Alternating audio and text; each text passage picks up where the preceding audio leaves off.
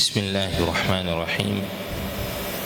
الحمد لله رب العالمين، والصلاة والسلام على رسول الله نبينا محمد وعلى آله وصحبه ومن والاه والتابعين لهم بإحسان إلى يوم الدين وسلم تسليما كثيرا. أما بعد، tunaendelea na kitabu chetu cha at-tajrid sarih li ahadithi al-jami' as-sahih للإمام البخاري، اختصار صحيح البخاري الإمام الزبيدي رحمهم الله.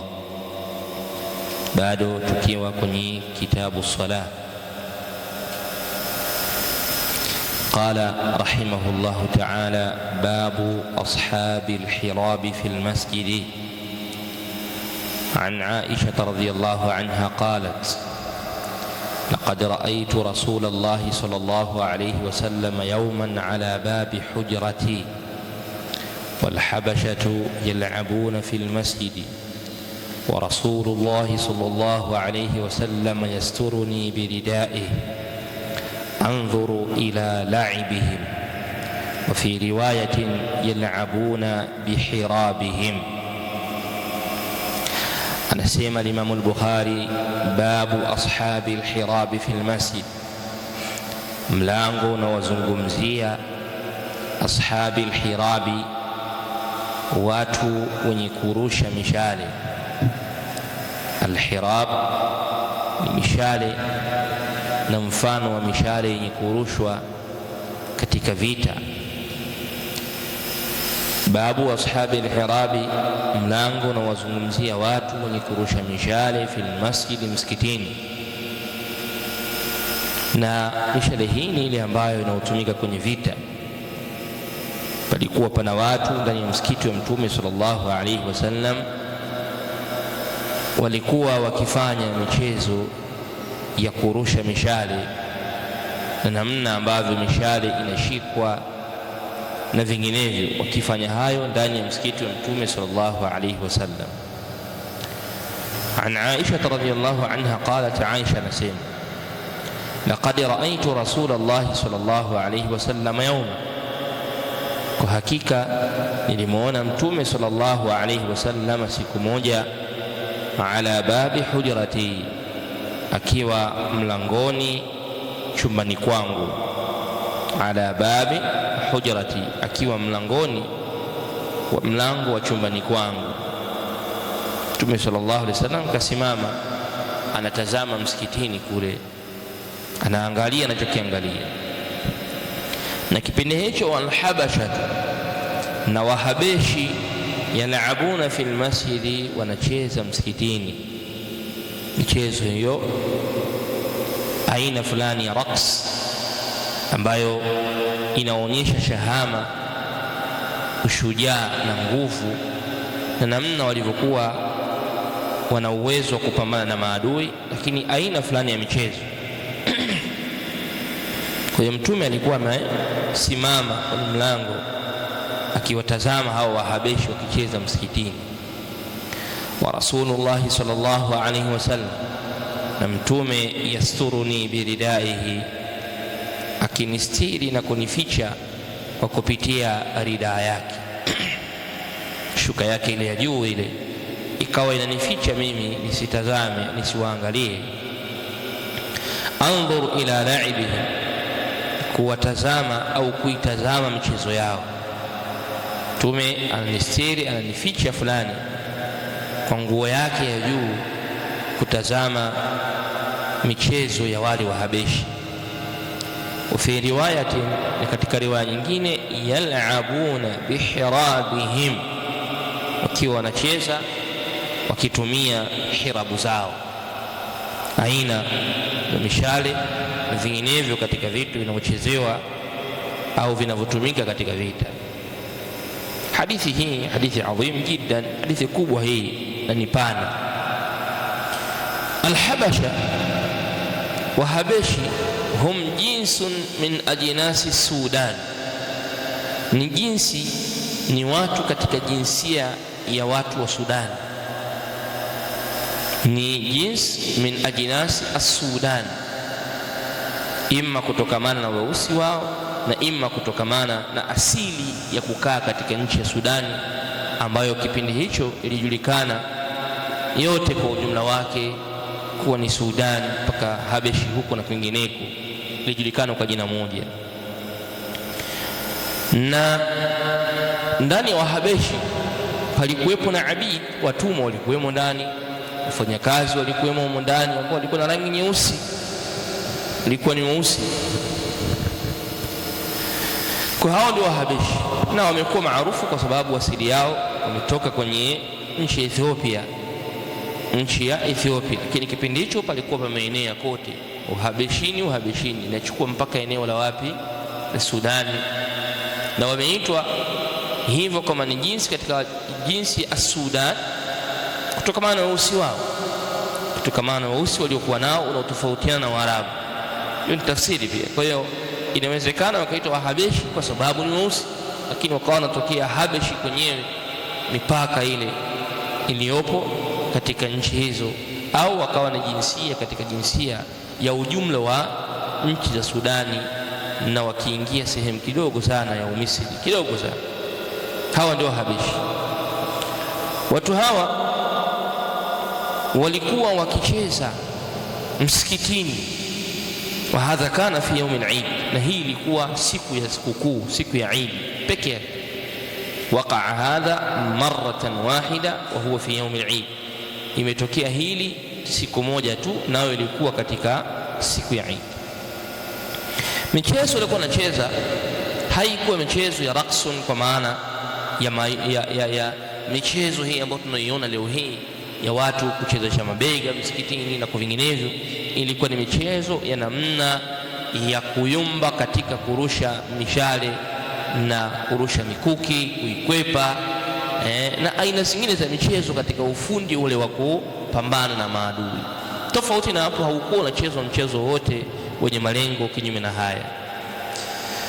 Walikuwa wakicheza ndani ya msikiti wa Mtume sallallahu alaihi wasallam. Mtume alikuwa anawatazama alayhi salatu wasalam, na Aisha akawa naye anataka kuwatazama. Imekuja riwaya Aisha alikuwa anaweka wakati mwingine kidevu chake kwenye bega la Mtume sallallahu alaihi wasallam kwa kutaka kutazama, kuangalia wale Wahabeshi namna ambavyo wanavyocheza. Na Mtume sallallahu alaihi wasallam alifanya hivyo, kuwatazama, kuona michezo yao namna ilivyo. Hadithi hii ina baadhi ya mafundisho fulani. Moja ya mafundisho haya ndani ya hadithi hii, fihi mashru'iyatu al-la'ibi fi al-masjid. Hadithi hii inaonyesha kwamba inafaa watu wakacheza misikitini, michezo ambayo ni mundhabit, imedhibitiwa kama hii ya kivita, kuonesha watu kitu fulani cha kivita vinginevyo, au yale yanaonesha ushujaa, itafaa kufanya msikitini. Lakini wa khasatan idha kana dhaka fi yaumi al-masar, na hilo litatakikana liwe katika siku ya furaha. Siku yote ya furaha itaruhusiwa ndani ya msikiti ukatumika msikiti kwa lengo la kuonyesha ushujaa fulani.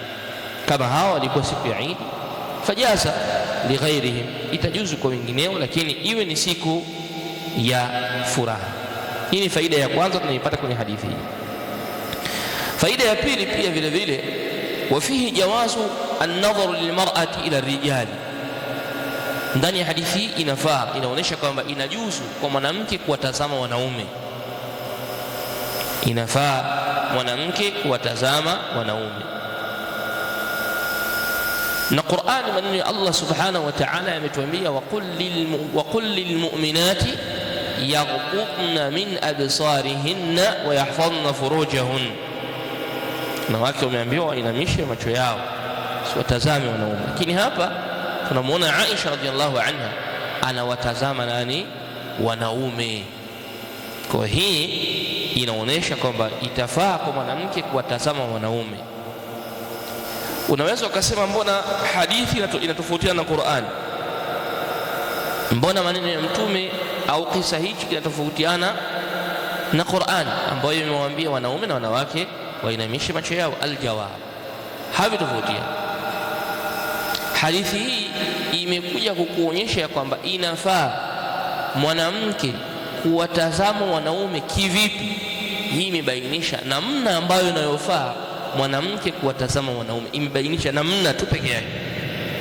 Qala ahlul ilmi, wanasema na wachuoni, mtazamo unaoruhusiwa kwa mwanamke kuwatazama wanaume ni mtazamo wa umumia ghaira takhsisin liafradihim, yani itafaa mwanamke kutazama kundi la watu wengi basi na kumhusisha mtu mmoja. Yani mwanamke kundi lile la wanaume wengi, mkusanyiko wa wanaume wengi, itafaa yeye kuwatazama basi na kumhusisha mwanaume mmoja, akawa anamtazama fulani kama fulani, fulani kama fulani. Lakini kundi tu la watu wanafanya michezo yao, takhsisi hiyo ya kumhusisha mwanaume mmoja ndiyo haramu iliyokusudiwa kwenye aya. Lakini kikundi kimetokea, wamepita wanajeshi, imepita kundi la watu katika imma watu waovu, watu wabaya, wamefanyaje, wamepita kwa napiga kelele na vinginevyo, au wakawa watu wanacheza, si vibaya mwanamke kuwatazama lile kundi la watu wale. Kwa hadithi hii inaonyesha ufaaji wa jambo hilo. Lakini pia vile vile ndani ya hadithi hii katika faida tunazopata ya kwamba michezo inayodhihirisha ushujaa inafaa kudhihirishwa. Michezo inayojihusisha au inayodhihirisha ushujaa, inafaa michezo hiyo kuionyesha na kuitangaza na kuifanya mara kwa mara. Na mwisho katika hadithi hii tumeona ya kwamba tendo hili halijawahi kutokea katika maisha ya Mtume sallallahu alaihi wasallam illa maratan wahida, isipokuwa mara moja tu. Hawa Wahabeshi hawa, hakuna riwaya imekuja kwamba walicheza mara 3, mara 4, mara 5. Walicheza mara moja tu, siku ambayo waliamua kucheza hivi, na Mtume sallallahu alaihi wasallam alikuwa akiwatazama. Na historia yao kunako hili ni kubwa au ni pana, ikilizungumzia hili tukio na namna Wahabeshi walivyokuwa wanacheza. Na hadithi hii ni rad, ni majibu kwa watu ambao nafaa watu wacheze michezo ya kutikisa mabega, viuno ndani ya msikiti. Hadithi hii inawapinga kwa sababu ilikuwa inaonyesha michezo isiyokuwa hiyo. Qala sema babu at-taqadhi wal mulazamati fil masjid. Babu at-taqadhi wal mulazamati fil masjid, mlango mwingine unazungumzia at-taqadhi, ni kule kulipana madeni. Mlango unazungumzia jambo la kulipana madeni au kukumbushana madeni au kutaka kukopa, kuchukua deni kwa mtu. Wal mulazamati fil masjid, na mlango huu unazungumzia jambo la kulazimiana na kukaa msikitini. Kwa at-taqadhi ni kule kulipana au kuombana, kuchukuana madeni. Wal mulazamati fil masjid, na kitendo cha watu kulazimiana na kukaa msikitini. An Ka'b ibn Malik radhiyallahu anhu, mpokelewa hadithi kutoka kwa Ka'b, Allah amridhie, annahu taqadha ibn abi حدرد دينا كان له عليه في المسجد. كعب بن مالك تقاضى، alihitaji kukopwa na nani, au walikopeshana, walipeana madeni, yani maana yake walikopeshana. Kaabi alitaka mkopo au alitaka jambo la mali kwa Abi Hadradin dainan kana lahu alayhi fi almasjid, ambalo deni hilo alikuwa nalo, yani kana kwamba Kaabi alikuwa akimdai Ibni Hadradin.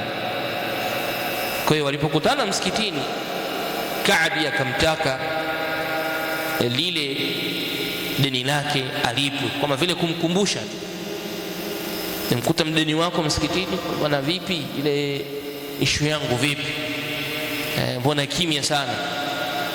Annahu taqada ibn abi hadrad dayna kana lahu alayhi fi almasjid, فارتفعت أصواتهما حتى سمعها رسول الله صلى الله عليه وسلم وهو في بيته. فارتفعت أصواتهم، sauti zao zikanyanyuka juu kwa sababu walipelekeana kupeana maneno makali makali. Fartafa'at aswatuhum, zikanyanyuka sauti zao, hatta sami'aha Rasulullah, mpaka akazisikia zile sauti Mtume sallallahu alayhi wasallam.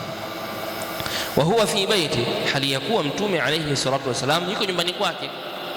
Shazungumza hapa kwamba msikiti wa Mtume sallallahu alayhi wasallam ulivyokuwa upande wake wa mashariki ulikuwa nyumba zake sallallahu alayhi wasallam, kiwanja chake kimeanzia hapo na nyumba zake zimeendelea huko.